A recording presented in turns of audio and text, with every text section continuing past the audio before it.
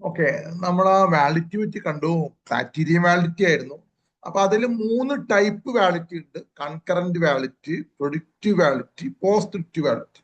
ഈ 3 വാലിഡിറ്റിയും ടെസ്റ്റ് ചെയ്യാൻ കോറിലേഷൻ ആണ് ഉപയോഗിക്കുക എന്ന് മനസ്സിലാക്കി കഴിഞ്ഞു. അപ്പൊ എങ്ങനെയാണ് ഈ SPSS ഉപയോഗിച്ചിട്ട്, കോറിലേഷൻ ഉപയോഗിച്ചിട്ട് ഈ 3 ടൈപ്പിൽ പെട്ട വാലിഡിറ്റി നമ്മൾ ടെസ്റ്റ് ചെയ്യുന്നത്, മെഷർ ചെയ്യുന്നത്, അസസ് ചെയ്യുന്നത്?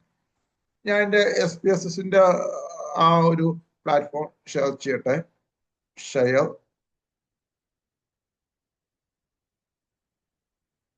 ഓക്കെ, അപ്പൊ അതൊരു SPSSന്റെ പ്ലാറ്റ്ഫോമാണ്.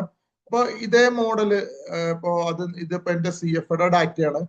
അപ്പോ ആദ്യത്തെ കൺസ്ട്രക്ട്, അപ്പൊ അതിനൊരു 5 വേരിയബിൾ. അടുത്ത കൺസ്ട്രക്ട് അപ്പൊ 5 വേരിയബിൾ. ഞാൻ V1, V2, V3, V4, V5 അത് കൊടുത്തിരിക്കുന്ന ആദ്യത്തെ കൺസ്ട്രക്റ്റിന്റെയാണ്. പിന്നെ V6 തൊട്ട് V10 വരെ അടുത്ത കൺസ്ട്രക്ട്, V11 to V15 വരെ അടുത്ത കൺസ്ട്രക്ട്, V16 മുതൽക്ക് V20 വരെ അടുത്ത കൺസ്ട്രക്ട്, V21 to V25 വരെ അടുത്ത കൺസ്ട്രക്ട്. അപ്പൊ അങ്ങനെ നമ്മൾ ഡാറ്റ എൻട്രി ചെയ്യും.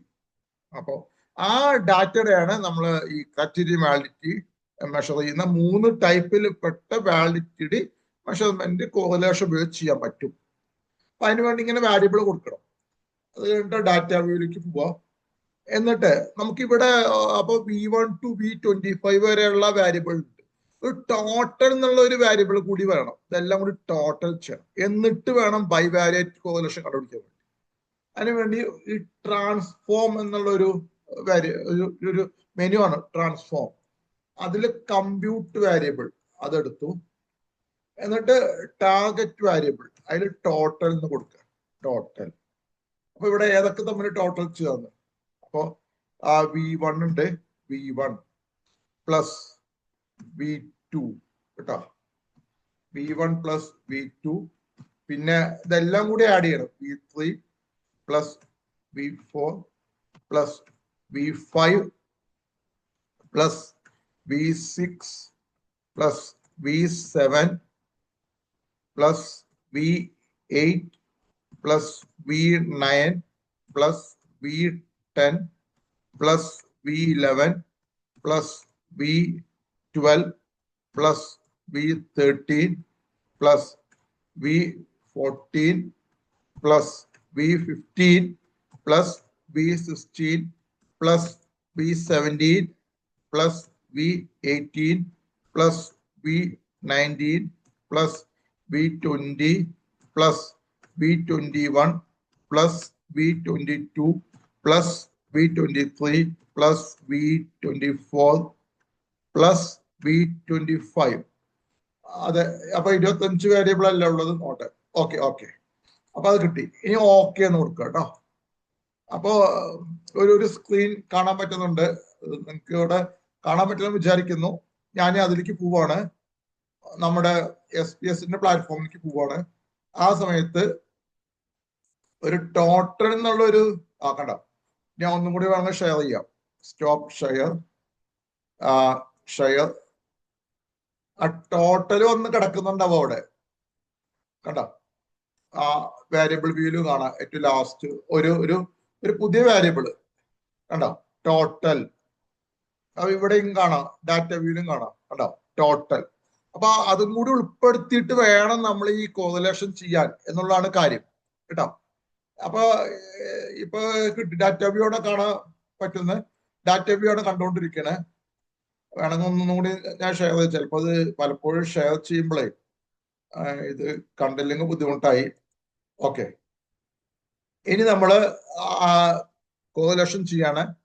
Analyse, correlate, bivariate. എല്ലാ വേരിയബിൾസും എടുക്കണം കേട്ടോ. അപ്പോ 25 വേരിയബിൾ എടുക്കണം. പിന്നെ ആ ടോട്ടൽ എടുക്കണം. അപ്പൊ ഇത് നമുക്ക് എളുപ്പത്തിന് ഒരു കൺട്രോൾ A എന്ന് പറഞ്ഞിട്ടൊരു ഓപ്ഷൻ ഉണ്ട്. അന്ന് അടിച്ചോട്ടെ. Control A. എന്നിട്ട് ഇതെല്ലാം ഇവിടേക്ക് മാറ്റും. അപ്പൊ അതില് ചില വേരിയബിൾ നമുക്ക് വേണ്ട. അത് ഫാക്ട് അനാലിസിസ് ചെയ്തപ്പോൾ ഉണ്ടായ വേരിയബിളാ. 25 വേരിയബിൾ കണ്ടോ? ഈ വേരിയബിൾ ഇത് വേണ്ട, ഇത് ഇവിടേക്ക് മാറ്റി. ഇത് വേണ്ട, ഇത് ഇവിടേക്ക് മാറ്റി. അത് ആ ഫാക്ട് അനാലിസിന്റെ ഡാറ്റ ആയതുകൊണ്ട് കേട്ടോ. 25 വേരിയബിളും ടോട്ടലാണ് നമുക്ക് വേണ്ടത്. ഓക്കെ, അപ്പൊ 25 വേരിയബിൾ വന്നു, ടോട്ടൽ വന്നു. ഇനി ഇതൊക്കെ ഓട്ടോമാറ്റിക് അവിടെ കിടക്കുന്നുണ്ട്, കിടന്നോട്ടെ. ഓപ്ഷൻസിൽ പോവാ, അതിലൊന്നും ചെയ്യാനില്ല, കണ്ടിന്യൂ. ഓക്കെ, അപ്പൊ വലിയൊരു ടേബിളാ കിട്ടിയുള്ളത്. അപ്പൊ എനിക്ക് ഔട്ട്പുട്ട് അതിൽ ഏറ്റവും ലാസ്റ്റ് ആണ് നോക്കേണ്ടത്, വാലിഡിറ്റി ചെക്ക് ചെയ്യാൻ വേണ്ടിട്ടേ. അപ്പൊ ഞാൻ ആ ഔട്ട്പുട്ട് ഒന്ന് ഷെയർ ചെയ്യാം. വാലിഡിറ്റി നോക്കാൻ വേണ്ടിട്ട് ഏറ്റവും ലാസ്റ്റ് ആണ് നോക്കേണ്ടത്. ഞാൻ ഔട്ട്പുട്ട് ഒന്ന് ഷെയർ ചെയ്യാം. Stop share. ഓക്കെ, ഇപ്പൊ ഔട്ട്പുട്ട് ഒന്ന് ഷെയർ ചെയ്തിട്ടുണ്ട്. അതിൽ ഏറ്റവും ലാസ്റ്റ്, അപ്പൊ അതൊന്ന് വരട്ടെ, ഏറ്റവും ലാസ്റ്റിലേക്ക് കൊണ്ടുപോകണം കേട്ടോ. അപ്പൊ ഓരോ വേരിയബിളിലുമായിട്ട് ബന്ധപ്പെട്ട ക്വസ്റ്റ്യൻ അത് വാലിഡ് ആണോ അല്ലേ എന്നാണ് നമ്മൾ ചെക്കിങ്ങിൽ വരുന്നത്. അപ്പൊ ടോട്ടൽ ഇത് ഒരുപാടുണ്ട്, അതുകൊണ്ട് നല്ല ബുദ്ധിമുട്ടാണ് കാണാൻ.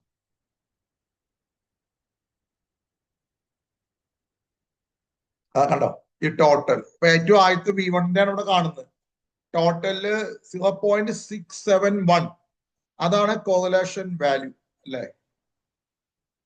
നോക്കട്ടെ. SIG വാല്യൂ 0.000 ആണ്. അറ്റത്തേക്ക് കൊണ്ടുപോയി. ശരിയാണ്. ആദ്യം PSN കോറിലേഷൻ വാല്യൂ, പിന്നെ SIG വാല്യൂ, പിന്നെ N കൊടുത്തു. N എന്ന് വെച്ചാൽ റെസ്പോണ്ടിന്റെ എണ്ണം 355 എടുത്തിരിക്കണം കേട്ടോ. അപ്പൊ കോറിലേഷൻ വാല്യൂ 0.671. അപ്പൊ SIG വാല്യൂ 0.0000. അപ്പൊ ഇവിടെ ഒരു ക്രിട്ടിക്കൽ വാല്യൂ എന്ന് പറഞ്ഞിട്ട് കാര്യം കണ്ടുപിടിക്കാണ്ട്. ഈ ക്രിട്ടിക്കൽ വാല്യൂവിനേക്കാ കൂടുതലാണ് ഈ correlation value. SIG value significant ആണ്. 0.05 താഴെയാണെങ്കിൽ അത് വാലിഡ് ആണ്, ആ ക്വസ്റ്റ്യൻ വാലിഡ് ആണ്.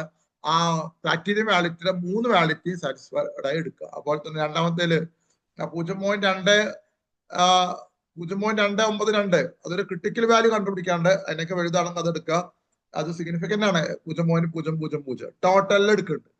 മൂന്നാമത്തേല് കോറിലേഷൻ വാല്യൂ 0.556, അത് ക്രിട്ടിക്കൽ വാല്യൂനൊക്കെ അധികം കാണിച്ചാൽ അതെടുക്കാം. SIG വാല്യൂ 0.000 അത് സിഗ്നിഫിക്കന്റ് ആണ്. അങ്ങനെ ഓരോന്ന് എടുക്കണം. അപ്പൊ 25 വാരിയബിളിന്റെ നമ്മൾ എടുക്കണം.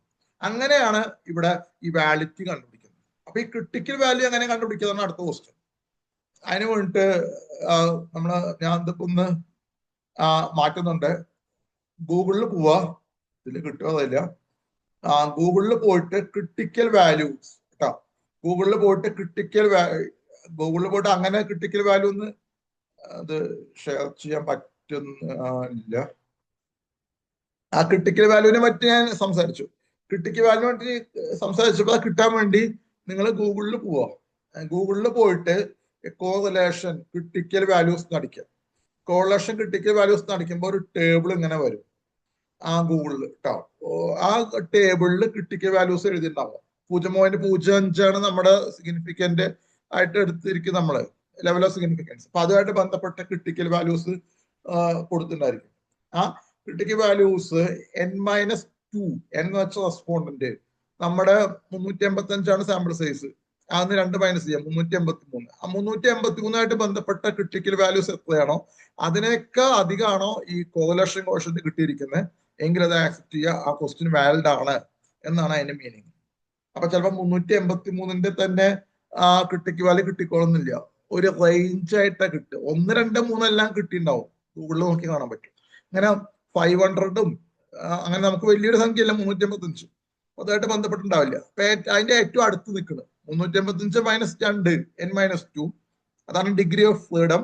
ആ 383 അടുത്ത് നിൽക്കുന്ന സംഖ്യ ഏതാണോ അതിന്റെ ക്രിട്ടിക്കൽ വാല്യൂ ഏതാണോ അതിനേക്കാൾ അധികമാണോ ഇവിടെ ടോട്ടൽ കോളത്തിൽ കിട്ടിയിരിക്കുന്ന കോറിലേഷൻ കോഎഫിഷ്യന്റ് ആണെങ്കിൽ ആ ക്വസ്റ്റ്യൻ വാലിഡ് ആണ്. അങ്ങനെയാണ് ഈ ഒരു വാലിഡിറ്റി കണ്ടുപിടിക്കുന്നത്. Okay, thank you.